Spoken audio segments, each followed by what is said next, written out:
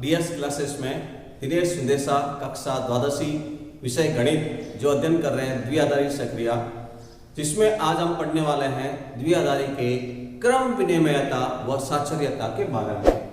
Commutativity and associativity के बारे में हम आज अध्ययन करेंगे। देखिए आज हम पढ़ने वाले हैं उसके बारे में प्रश्न। वास्तविक संख्याओं के समुच्चय। हमारे सामने क्या है? एक वास्तविक संख्याओं का समुच्चय R है, जिसमें द्विआधारी सक्रिया इस तरह से परिभाषित है। A द्विआधारी B के साथ में A और B का जोड़ व A और B के गुणनफल में अंतर है, जहां A और B वास्तविक संख्याओं के समान है और A not equal to 1, A एक के अलावा कोई भी संख्या वास्तविक संख्या हो सकती है। तो क्रम विनिमयता और साचर्यता की जांच इस द्विआधारी में कीजिए। तो देखिए सबसे पहले हम करते हैं जांच क्रम विनिमयता की। क्रम विनिमयता की जांच।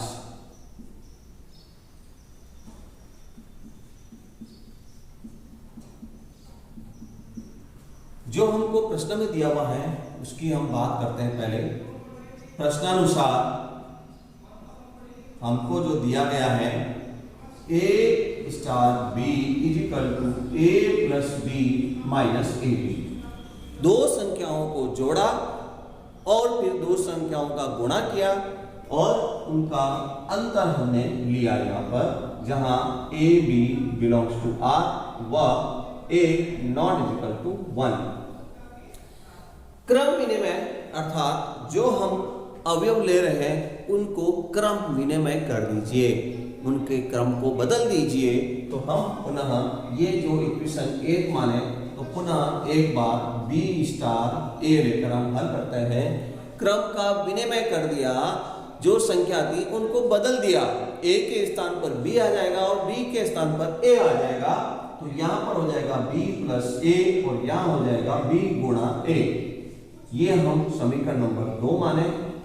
तो यहां आप देख रहे हैं समीकरण 1 व 2 से कोई परिवर्तन नहीं हुआ, क्रम को बदल दिया है, परंतु जो उसकी वैल्यू है सॉल्यूशन में कोई परिवर्तन नहीं हुआ, क्योंकि संख्याओं की वास्तविक संख्या होने पर उनके योग व गुणन में क्रम विनिमय लागू होता है। अतः समीकरण 1 और 2 समान है। ठीक है, समीकरण 1 व 2 से A star B B star A is equal to, इसलिए द्विआधारी में क्रम विनिमय लागू है। जो यहां क्रम विनिमय लागू है। ठीक है, तो अभी हमने जो क्रम विनिमय लागू कर दिया है, तो द्विआधारी में क्रम विनिमय लागू है। अब हम देखेंगे साचर्यता की जांच। तो देखिए जो प्रश्न में दिया हुआ है उसमें हम A B C belongs to R, जहां C not is equal to 1, C का मान 1 नहीं हो सकता। तो देखिए A not is equal to 1। अब हम इस प्रश्न को हल करेंगे। क्रम विनिमय के बाद साचर्यता की जांच हम कर रहे हैं। तो सबसे पहले हम A star B star C की वैल्यू हम निकालेंगे। तो A star B star C की वैल्यू के लिए हम A स्टार B का वैल्यू जो प्रश्न में दी हुई है उसके अनुसार हम लिखेंगे। प्रश्नानुसार A star B is equal to, हम लिखेंगे जो प्रश्न में दिया हुआ है A plus B minus AB। तो यहां ब्रैकेट के स्थान पर A plus B minus AB, ये ब्रैकेट में इसकी वैल्यू रखी है। फिर स्टार C, जो द्विआधारी C के साथ वैल्यू बनानी है। अब इसको पुनः एक बार और हल किया जाएगा। तो हल करते समय जो प्रश्न में कह रहा था कि जो दोनों नंबर है उन दोनों का जोड़ किया जाए और जो दोनों संख्या उसका गुणा करके फिर घटाया जाए। तो हम इन दोनों को जोड़ने वाले हैं a plus B minus A B plus C. जोड़ने के बाद जो वैल्यू बनेगी उसका गुणा किया जाए a plus B minus A B into सी।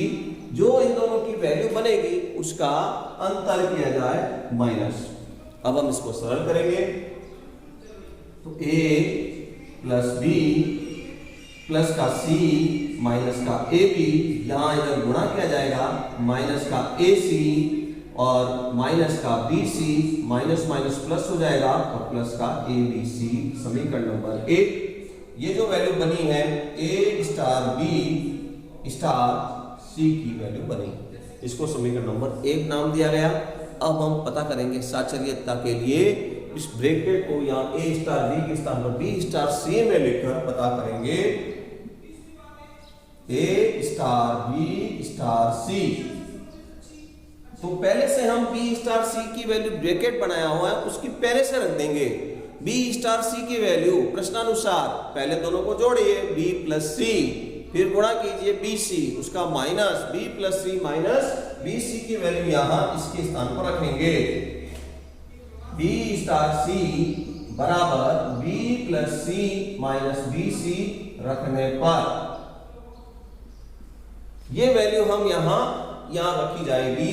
तो अब ये ए स्टार बी स्टार सी की वैल्यू हम यहां पर रखते हैं तो इस तरह से बनेगा b प्लस सी माइनस का बी सी।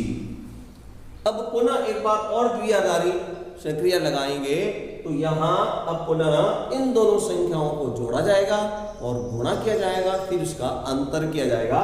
तो देखिए पहले मैं इन दोनों को जोड़ता हूं a plus B plus C minus का बी सी, ये जोड़ की है। अब इन दोनों का गुणा करेंगे, माने गुणा करेंगे a b plus C minus B C, इन दोनों का गुणा करके फिर अंतर।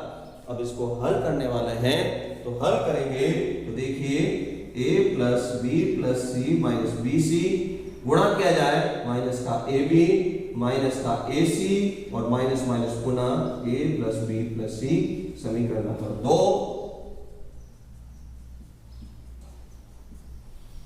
तो समीकरण जो 1 बनाया है और अभी जो हमने समीकरण 2 बनाया है, इन दोनों समीकरण में आपको कोई नजर फर्क नहीं आ रहा है, दोनों समीकरण समान है। समीकरण 1 व 2 से ए स्टार बी स्टार सी, ए स्टार बी के अंदर ब्रैकेट था, दूसरे वाले में ए स्टार बी और ब्रैकेट सी में था, दोनों का मान समान है। अतः हम कह सकते हैं कि यहां अतः स्टार में द्विआधारी जो संक्रिया हम पढ़ रहे हैं साचर्य लागू है। ठीक है, ए स्टार बी की वैल्यू पहले हमने रखी थी, फिर उसकी सी के साथ द्विआधारी प्रयोग किया। राइट हैंड साइड के अंदर बी स्टार सी की वैल्यू पहले रखी, फिर हमने ए के साथ में उसका द्विआधारी लागू करने के बाद में दोनों को मान में कोई परिवर्तन नहीं, तो क्रम विनिमय और साचर्यता नियम दोनों ही इसमें लागू हैं। हमेशा द्विआधारी में क्रम विनिमयता और साचर्यता लागू होना अनिवार्य नहीं है, ये सब डिपेंड करेगा जो प्रश्न में दिया हुआ है एस पर, एस इंटू एस कौन सा समुच्चय है उस पर डिपेंड